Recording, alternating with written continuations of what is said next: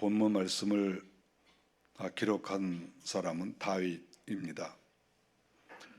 다윗이 인생을 살면서 쓴맛을 많이 본 것으로 생각이 됩니다.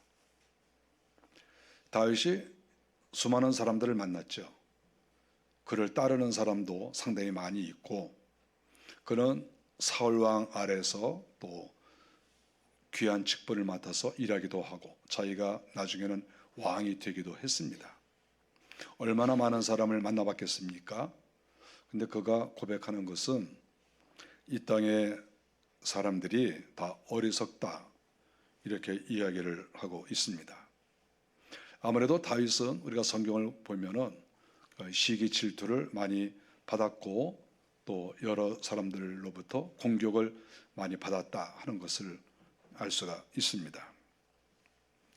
1절에 말씀하고 있는 것처럼 그 가운데 하나님이 없다고 말하는 어리석은 사람들이 있다고 이렇게 말합니다. 어리석은 자는 그 마음에 이르기를 하나님이 없다 하는도다, 이렇게 말을 했다는 것이죠. 다윗이 접촉한 사람들은 상당 부분이 이스라엘 사람입니다. 이방 사람들도 있긴 있지만 70~80%는 아마 유대인들 아닐까요? 그 유대인들과 서로 교제를 나누고 일을 함께 하는데, 이 믿음의 사람인 다윗이 생각할 때에는 사람들이 다 어리석다는 거예요. 다 자기들이 무슨 장군이고 대신이고 또 제사이고 서기관이고 어쨌든 나름대로 자기가 다 이렇게 훌륭하다고 이야기를 하고 있는데, 지금 다윗이 말씀하고 있는 것은 다 어리석다, 이렇게 얘기를 하고 있습니다. 어리석은 자는 그 마음에 이르기를 하나님이 없다. 제가 이거 곰곰이 생각해 봤어요. 이스라엘 사람들이 과연 하나님이 없다고 말할까? 여러분 그렇게 말했겠어요? 아니 생각을 해보세요. 아니 이스라엘 사람들이 하나님의 은혜 가운데 살고 있는데 12지파가 말이죠, 하나님이 없다 이렇게 말했겠어요? 하나님이 없다라고 말은 안 했겠죠. 그런데 행동하는 거나 이렇게 정확하게 하나님이 없다 이렇게는 말을 안 했지만, 행동하는 거나 말하는 걸 보면 하나님이 없어요. 하나님이 없어. 하나님을 믿는데, 저는 이 본문을 그렇게 생각해요. 제가 생각 많이 했어요.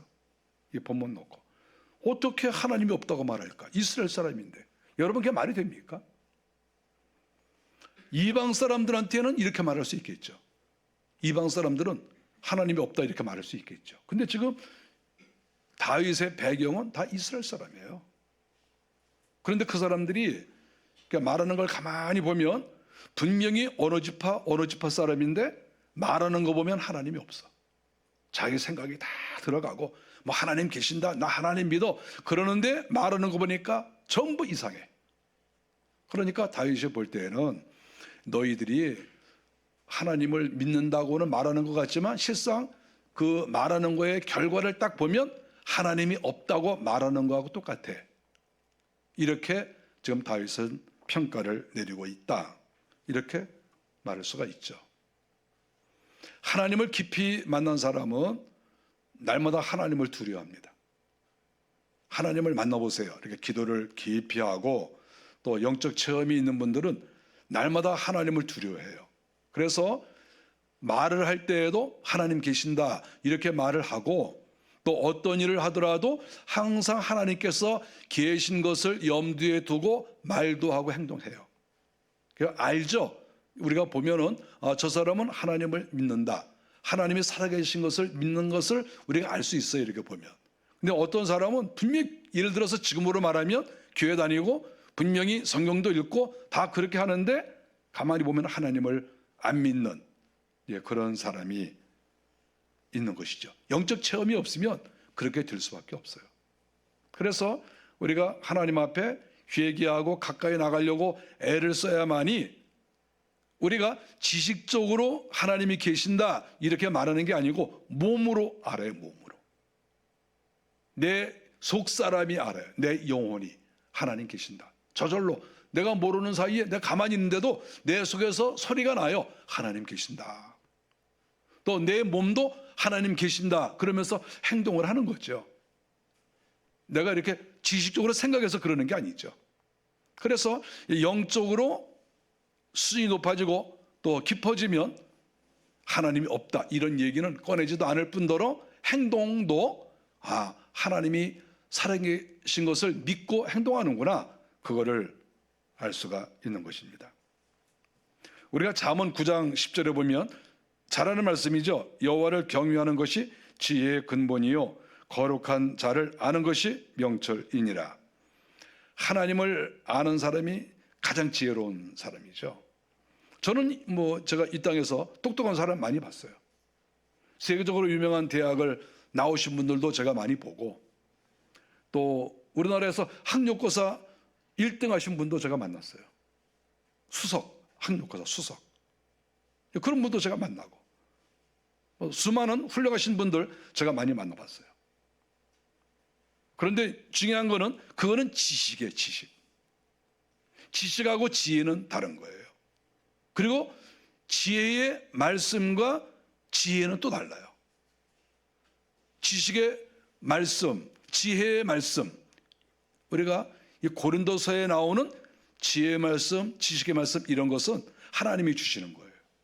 그러니까 내가 세상에서 공부하고 연구해서 얻는 지식하고 또 내가 이 세상을 살아가는 어떤 많은 사람들과 접하면서 내가 깨닫게 되는 어떤 지혜 이런 거하고 상관이 없는 내가 좀 지식은 좀 부족하고 내가 지혜가 좀 부족한데 신비하게 하나님께서 가르쳐 주시는 것이 있죠. 그것이 지식의 말씀, 지혜의 말씀이죠. 이런 것이 있는 사람은 하나님을 안 믿을 수가 없어요. 우리가 세상에서는 별로 지식이 없어 보여도 똑똑한 사람이 아닌 것처럼 보여도 영적으로 깊은 사람은 날마다 하나님을 고백하고 하나님 계신다고 하나님 말씀대로 내가 살아야 되겠다고 이렇게 고백하는 것이죠. 어리석은 자는 그 마음에 이르기를 하나님이 없다 한다. 하나님이 없다. 말은 그렇게 하지 않지만 실상 말을 하면서 다른 어떤 일이 있을 때 평가를 하거나 판단할 때 꼭 하나님이 없는 사람처럼 말하고 행동하고 이렇게 한다는 것이죠. 무서운 겁니다. 1절에 보니까 하나님의 존재를 믿지 않는 사람의 특징은 여기에 나와 있는 것처럼 부패하고 행실이 가증하다 이렇게 말을 하고 있습니다. 선을 행하는 자가 없다. 선을 행하지도 않죠. 부패하고 가증하니까. 무서운 얘기가 아니겠습니까? 결국은 하나님이 없는 사람, 하나님을 의식하지 않는 사람은 온갖 부정과 만행을 저지를 수밖에 없다 이렇게 볼 수가 있습니다. 하나님을 믿는 사람은 늘 두려워하니까 행동이 조심스럽고 어쨌든지 행동을 하다 보면 선한 일을 많이 할 수밖에 없다 이렇게 말할 수가 있습니다. 어둠의 사람들은 하나님의 뜻을 생각하지 않고 자기 마음대로 행동하는 거죠. 자기의 정욕에 따라서 탐욕을 행하는 것이죠. 결국 부패한 것이죠. 사람은 죄를 지면 그 사람은 썩은 사람이 되는 거예요. 부패한 사람이 되는 거죠.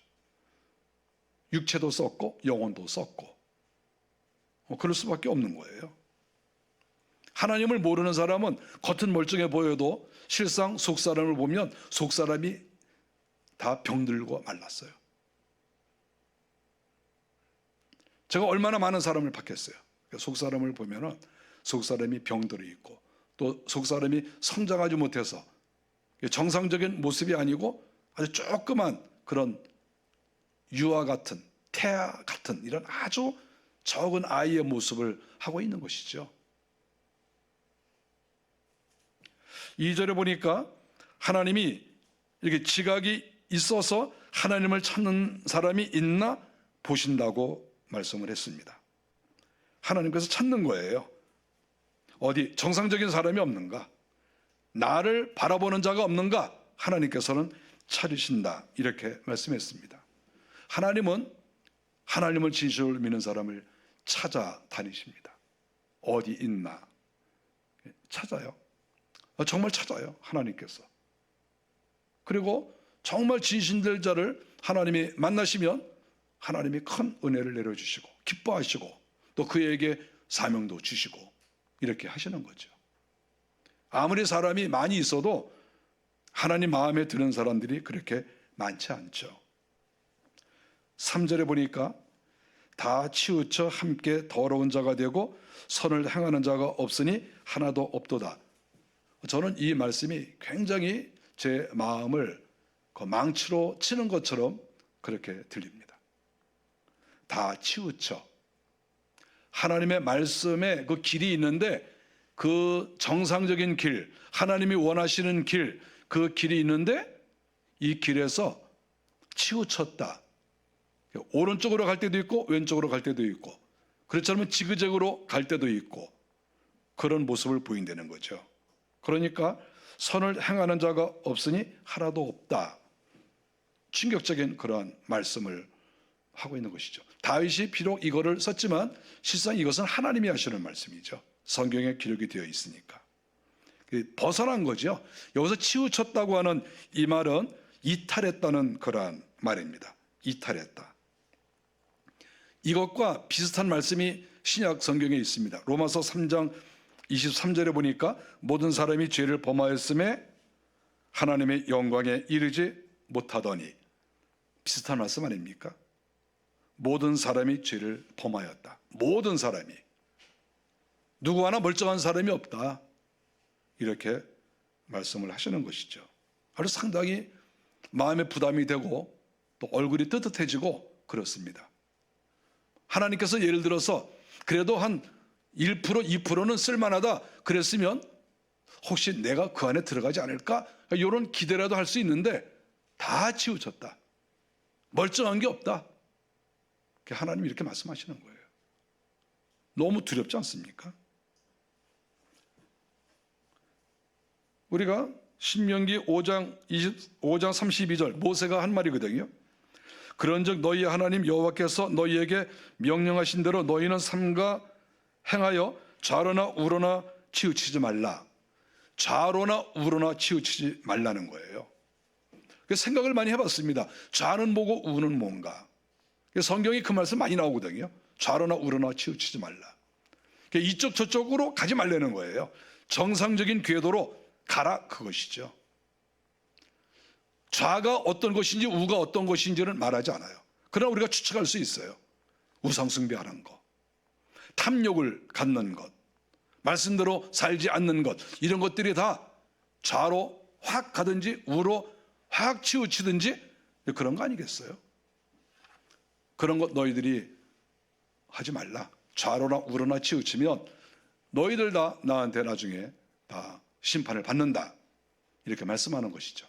그래서 우리가 중심을 딱 잡고 산다고 하는 것은 굉장히 어려운 일이지만 그렇게 해야 돼요. 치우치면 언젠가 하나님께서 심판하시고 하나님의 매를 맞을 수가 있어요. 항상 정도를 거둬라, 그거죠. 정도를 걸어라. 십자가만 바라보고 걸어가고 천국만 바라보고 걸어가라. 여기저기 눈 돌리지 말고 여기저기 쓸데없는데 빠져 살지 말고 하나님께서 원하시는 길로 가라. 똑바로 가라. 그러면 내가 너희들에게 큰 은혜를 준다. 말씀대로 사는 자에게 어떻게 하나님께서 은혜를 주시지 않겠어요? 정도를 걸어보세요. 하나님이 맨날 찾아다니시니까 여기에 내 말씀대로 사는 자가 있구나. 그러면 하나님께서 온갖 은혜를 다 주시지 않겠습니까? 저는 그거를 믿어요. 로마서 3장 12절에 거의 비슷한 말씀을 또 하셨습니다. 다 치우쳐 한 가지로 무익하게 되고 선을 행하는 자가 없나니 하나도 없도다. 너무 비슷한 그런 말씀이죠. 다 치우쳤다. 구약시대에도 치우쳤고 사도 바울이 활동했던 그 시대에도 사람들을 보니까 다 치우쳤다는 거예요.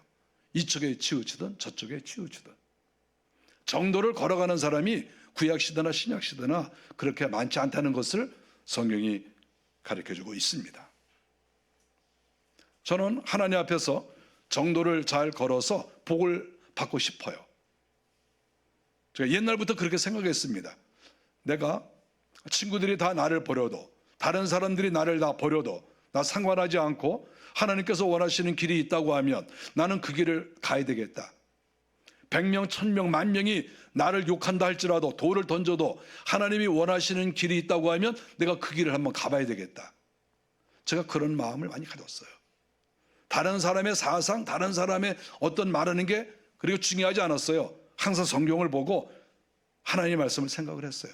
그리고 또 부족하지만 한 발 한 발 하나님이 원하시는 그런 곳을 향해서 제가 열심히 갔습니다. 열심히 왔는데, 열심히 가면 하나님이 약속한 대로 큰 은혜를 내려주시는 거죠.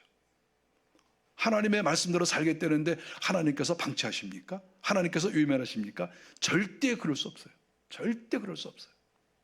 무조건 하나님께서 은혜를 내려주시는 거죠. 우리가 이 땅에서 이렇게 치우치는 그런 사람들이 많습니다. 그런 경우도 많고 정도가 있어요. 우리는 다 알아요. 이렇게 하는 것이 옳은 것이다. 그거 다 알아요. 그런데 그거를 잘 못 걸어가요. 거의 대부분이 어떤 부분에서든지 좌로나 우로나 치우칠 때가 있어요. 우리가 인간이 완벽할 수는 없죠. 그러나 웬만하면 정도를 걸어가야 돼요. 그래서 살짝 좌로 갈 때도 있고 살짝 우로 갈 때도 있지만, 그러나 항상 정신을 차리고 똑바로 걸어가야 하나님께서 큰 은혜를 우리에게 주신다. 저는 저 자신도 하나님께 복을 받고 싶어요. 또 우리 교회 성도들도 하나님께서 큰 은혜를 내려주시기를 진심으로 저 기다려요. 제가 그런 마음으로 이 말씀을 증거합니다. 우리가 공부를 하는 것도 최선을 다해서 공부해야 돼요. 최선을 다해서 공부를 해야 되는데 공부하다가 죽진 마세요. 제가 신학교를 다닐 때 은사이신 우리 박윤선 박사님께서 그때 박윤선 박사님이 77세, 78세 그랬어요. 그런데 강의도 열심히 하시고 설교도 열심히 하셨어요. 그런데 그분께서 이렇게 채플 시간에 그런 말씀하셨어요. 왜 이 학교에서는 공부하다가 죽는 사람이 없습니까? 저는 그래서 공부를 안 했어요. 안 죽으려고. 그런데 죽은 사람이 한 명도 없었어요. 공부하다가 죽은 사람 없어. 근데 그분의 생각은 공부를 정말 열심히 하기를 원하는 거예요. 정말 공부를 많이 시켰어요. 그런데 어떤 때는 죽을 것 같아요. 너무 공부를 많이 하다 보면. 그런데 실제로 우리 친척 가운데 한 분이 계신데 그분이 학교 다닐 때 공부 열심히 했거든요. 근데 책상에서 죽었어요. 우리 친척 되시는 분인데 공부 열심히 이렇게 하다가 그 자리에서 이렇게 죽었어요. 저는 그게 늘 생각나요. 죽을까 봐. 그래서 나는 공부를 열심히 하지 말아야 되겠다. 그래서 머리도 아프지만. 여러분, 이거 공부도 죽을 때까지 하면 안 되는 거예요. 죽지 마시고, 그런데 열심히 해야 돼. 공부하시는 분들 열심히 해야 돼요. 어떤 걸 하든지. 나 이러다가 죽는 거 아니야? 여기까지 해야 돼. 우리 박사모도 저도 가끔가다 저한테 그래요. 여보, 나 이러다 죽는 거 아니에요? 그럼 제가 알맞게 쉬면서. 근데 쉬면서 열심히 해. 쉬라고 푹 쉬라고 그러면 안 돼요. 조금 쉬었다가 또 해야 돼. 저는 그렇게 살아요. 그렇게 살 마음이 있고 또 그래야 된다고 생각해요. 최선을 다해야 돼. 근데 죽으면 안 돼. 또 어떤 사람은 또 노력을 안 해요. 공부도 열심히 안 하고 노력도 안 해요. 그것도 제가 생각할 때에는 정도를 걷는 게 아니에요. 우리가 이 땅에서 노력해야 돼요. 그러니까 예를 들어서 공부를 지나치게 해도 문제지만 노력을 또 설렁설렁하고 열심히 안 하는 거, 그것도 문제가 되는 거예요. 이것저것 다 문제가 되는 거예요. 이것저것 다. 제가 고등학교를 다닐 때 밤중에 제가 잠을 자지 않고 공부를 하니까 저희 어머니는 이렇게 들어와서 불을 확 꺼요. 왜 불을 끕니까? 지금 공부하는데. 우리 아들 어떻게 될까봐 불을 끄고 마음대로 불을 꺼. 마음대로. 그러면 제가 그 불 끄면 그렇다고 또 공부를 안 할 수가 없잖아요. 그러면 엄마 나가시고 그다음에 이불 뒤집어 쓰고 후라시 이렇게 갔다가 책 놓고 제가 후라시 놓고 이러거나 공부를 했어요. 공부를 해야 되지. 그 엄마가 하지 말라고 그런 데서 안 봐요? 그 후라시를 다 사놔야 돼. 그래서 다 이렇게. 저는 만화책을 그렇게 본 적이 없어요. 소설도 그렇게 본 적이 없어요. 그렇게 열심히 해야지. 그러나 죽으면 안 돼. 최선을 다해야 돼요. 노동을 하는 것도 마찬가지죠. 일하는 것도 우리는 열심히 일을 돼야 되는 거죠. 그러나 죽을 정도까지 하면 안 돼요. 그러나 죽기 전까지는 해야 돼. 내가 이러다가 죽을지 모른다고 생각할 정도까지 우리는 애써야 된다고 저는 생각해요. 저는 기본적으로. 그만큼 우리는 이 땅에서 열심히 해야 돼요. 또 주일은 쉬고. 열심히 일하지 않는 것은 제가 생각할 때는 다 좌로나 우로나 치우치는 사람과 똑같다. 저는 그렇게 생각을 합니다. 종교적인 극단도 많이 있습니다. 우리가 다 알다시피 이 극단적 이슬람 교도들이 있지 않습니까? 이 사람들은 폭탄을 몸에 이렇게 감고 있다가 자폭을 하잖아요. 그게 말이 됩니까, 그게? 다른 사람을 공격하고 다른 사람을 죽이기 위해서 이렇게 자폭을 하고 그게 말이 안 되잖아요. 그러면서도 자기들은 굉장히 훌륭하다고 생각을 하지 않습니까? 그러니까 종교라고 하는 것도 이렇게 잘못되면 극단으로 치우칠 수가 있죠. 이슬람이 다 그러는 건 아니고 그런 극단적인 그런 무리들이 있죠. 수많은 사람들에게 해를 끼치는 거죠. 우리 기독교도 극단적 기독교인들도 많이 있습니다. 우리가 중세를 생각하면 이 중세 마녀 사냥이라고 하는 그런 것이 있습니다. 구교와 신교가 똑같이 일을 저질렀는데 영적인 사람들 또 어떤 신비적인 사람들 이런 사람들 다 잡아다가 다 죽였죠. 마녀 사냥이라는 게 굉장히 무서운 거예요. 개신교도 많이 죽였어요. 개신교도. 자기하고 좀 다르다고 그렇게 사람을 죽이는 게 극단적인 것이죠. 이런 좌로나 우로나 치우치는 사람들이 우리 기독교 안에도 있다. 이렇게 말할 수 있죠. 자기 교리만 또 내세우고 뭐 칼빈주의, 뭐 웨슬리, 뭐 순복음 그래서 다른 교단들은 별로 인정하지 않고 자기 주장만 내세우는 그러니까 이러한 극단적 무리들이 또 우리 기독교 안에도 있죠. 어떤 경우에는 교주를 따라가는 그러한 극단적인 사람들도 있죠. 저는 이렇게 세상을 살면서 이런 극단적인 사람들이 상당히 많이 있다 하는 것을 발견할 수가 있습니다. 기독교도 정신 차려야 돼요. 기독교도 잘한 거 없어요. 정치적인 그런 극단주의자들도 많이 있습니다. 현재 우리나라 같은 상황은 그렇게 심한 것은 아니지만 그래도 극단에 많이 치우쳐 있어요. 어떤 분은 이렇게 우쪽으로 지나치게 또 이렇게 극단적으로 가 있는 분도 계시고 어떤 분들은 또 좌쪽으로 너무 또 극단적으로 가 있는 분들도 계시고 저는 다 양쪽 다 문제가 많다고 생각합니다. 극단으로 가잖아요. 그거는 우상 섬기는 거하고 똑같아요. 그 우상입니다. 우상. 어떤 교리나 어떤 사상이나 어떤 사람을 따라간다? 그거 우상이에요. 그게 우상이 이제 뭡니까? 그게 하나님 말씀 때문에 따라갑니까? 그건 사람 때문에 따라가는 것이고 어떤 사상 때문에 따라가는 거잖아요. 어떤 집단 사상 때문에 따라가는 거잖아요. 그건 우상이에요. 2024년도에 4월 달에 선거가 있습니다. 우리 교회에서는 정치 얘기 일절 아무도 하지 마십시오. 우파가 되든 좌파가 되든 아무도 얘기하지 마십시오. 어떤 사람은 저한테 문자가 와요. 목사님, 우리는 누구누구를 지지해야 됩니다. 이렇게 와요. 저한테 가리켜. 저한테 그런 거 문자 보내지 마세요. 예? 누구한테 그런 걸 보냅니까? 누구한테? 목사님, 이렇게 해야 됩니다. 저렇게 해야 됩니다. 정신 빠진 사람들이 많아요. 거의 다 이런 정도를 걷는 사람이 아니에요. 이치를 분별하는 사람들이 아니에요. 하나님 말씀에 비추어서 보는 게 아니에요. 극단으로 다 치우친 거야. 절대 우리 교회에서는 정치 얘기하지 마세요.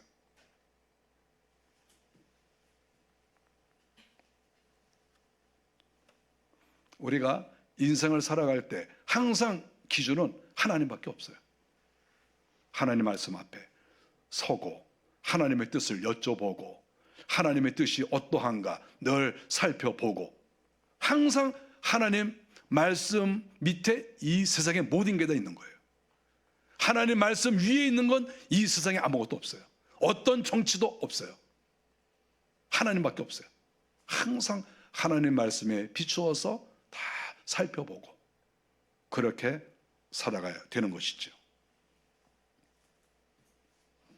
하나님의 말씀 위에 또 말씀을 넘는 어떠한 권력이나 절대자는 절대 있을 수가 없습니다. 절대 사상, 절대 교리 절대 있을 수가 없어요. 하나님 말씀밖에 우리가 따라갈 것은 없습니다.